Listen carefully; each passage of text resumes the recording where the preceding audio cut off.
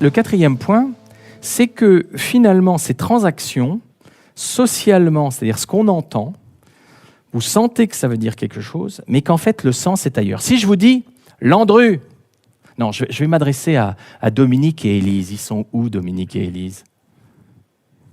Ils sont partis. Ah, mais les voilà. Dominique, t'as vu l'heure?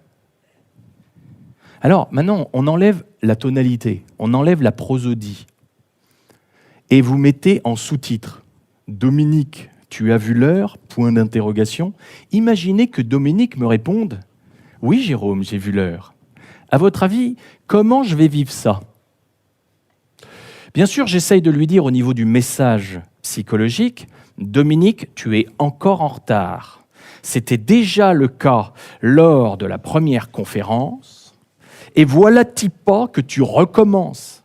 Mais je pourrais très bien lui dire « Tu sais, Dominique, en fait, ça me stresse. J'ai beaucoup d'amitié pour toi. Et comme j'ai préparé, en pensant à vous, cette conférence, et c'est vrai en plus de ça, ben, j'aurais tellement aimé que vous voyiez la première scène. » Et là, vous voyez que si j'exprime ça, j'exprime vraiment ce que je ressens. Donc je suis proche de moi. Et dans ces cas-là, Dominique, il ne va pas me répondre soit « Oui, j'ai vu l'heure », soit « Je vous prie de m'excuser, monsieur Curnier. J'ai pas pu m'empêcher. » Vous voyez? Et soit dit en passant, hein, l'entreprise est truffée de ces relations toxiques, avec des messages sociaux qui correspondent en fait à des messages psychologiques où se trouve le sens, mais toujours masqué, toujours caché.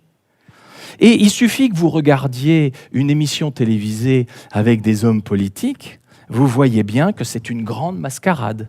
C'est-à-dire qu'ils sont prêts intérieurement à s'entretuer, mais ils vont dire « Mais Madame Le Pen, il faut que vous maîtrisiez. » Vous voyez, on peut créer les conditions finalement pour que l'autre soit pris un peu en défaut, tout simplement parce que je le manipule avec un message social auquel chacun espère trouver une réponse, mais en fait, dessous, le message psychologique est vraiment très torve. Il est tordu. Mais c'est tellement plus amusant d'être dans le masque. Et imaginez une seconde que nous fassions la cour les uns aux autres sans ces masques sociaux. Mais toute la séduction est fondée sur ces masques. Donc il ne s'agit pas de faire Mireille Dumas bas les masques, mais il s'agit de ne pas confondre le jeu du masque avec la réalité qui est éprouvée. Là, dans l'épisode de Vilaine, ces deux personnes sont incapables d'être proches d'elles-mêmes et proches de l'autre pour exprimer leurs vrais besoins. Vous voyez? Donc ici, il y a toujours un sens qui se cache et qui est généralement différent du message social. Le point suivant, c'est que le propre de ces transactions, c'est qu'au bout d'un moment, ça va générer chez vous une très grande fatigue. Comme ce que je disais tout à l'heure à propos de ces émissions télévisées où au bout d'un moment, vous éteignez la télé parce que vous êtes épuisé. Pourquoi? Parce que l'un des enjeux fondamentaux des relations toxiques, c'est de générer une confusion mentale. C'est-à-dire en se disant, mais je ne comprends plus rien. Et quand on regarde Yvan tout à l'heure dans sa longue tirade, c'est exactement ça. Il finit par dire, écoute maman, je ne peux pas te garder au téléphone, là, j'ai des amis qui m'attendent. Il essaye d'être sincère, mais il voudrait être gentil ou aimable avec sa mère. Et sa mère lui balance à la figure, mais enfin, tu es d'un égoïsme forcené, quoi. Je suis en train de te dire quelque chose qui est vital, et toi, tu me parles de tes amis et de ton retard. Et là, vous vous dites, mais le besoin de madame sa mère est-il plus important que le besoin de monsieur son fils? C'est besoin contre besoin, vous voyez. Et donc, c'est épuisant, ça génère une confusion mentale où les personnes se disent « mais moi, je ne comprends plus rien à rien, mais qu'est-ce qui s'est passé ?» Et en plus de ça, ça mélange toutes les émotions. Et donc, vous êtes dans une confusion émotionnelle. Et c'est extrêmement désagréable. Donc, il suffit que vous pensiez à quelques personnes que vous avez dans le nez ou qui vous ont dans le nez, et là, vous pouvez très bien, facilement, imaginer un scénario qui vous montrera à quel point les différents protagonistes du jeu, puisqu'on va appeler ça un jeu psychologique, sont finalement dans une confusion à la fois cognitive et une confusion émotionnelle. Le point suivant, c'est que le but d'un jeu psychologique ou d'une relation toxique, ça c'est très très important, c'est de récupérer un signe de reconnaissance négatif. Et ce signe de reconnaissance négatif peut porter sur deux aspects. Ce que vous faites, ou ce que la personne fait, ou ce que la personne est. Et tout à l'heure, on disait dans l'introduction, finalement, une relation toxique, c'est une relation qui va progressivement dissoudre mon identité. Vous voyez ? Autrement dit, si on vous balance à la figure des bobards à la gomme, vous disant que vous êtes nul, que c'est vraiment insupportable d'être avec vous, au bout d'un moment, votre estime, votre self-esteem va littéralement se détruire. Vous voyez ?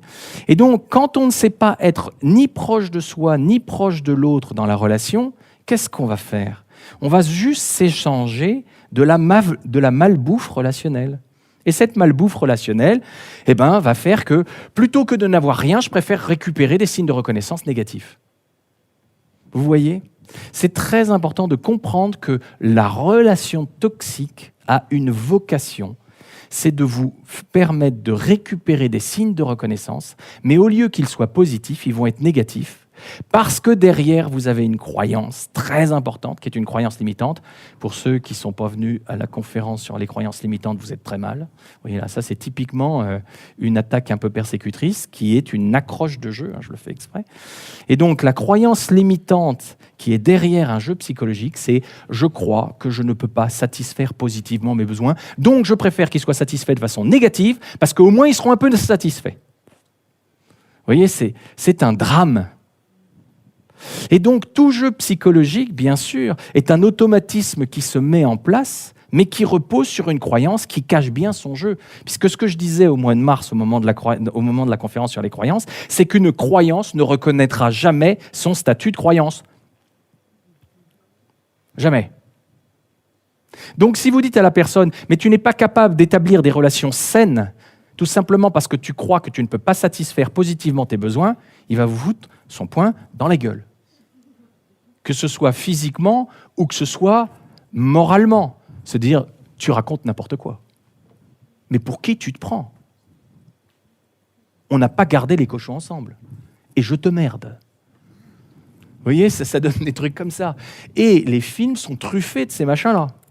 Parce que ça, on s'identifie. Et le dernier point, c'est qu'ils renforcent nos croyances limitantes. Notamment la croyance de « je ne peux pas satisfaire mes besoins de façon positive ».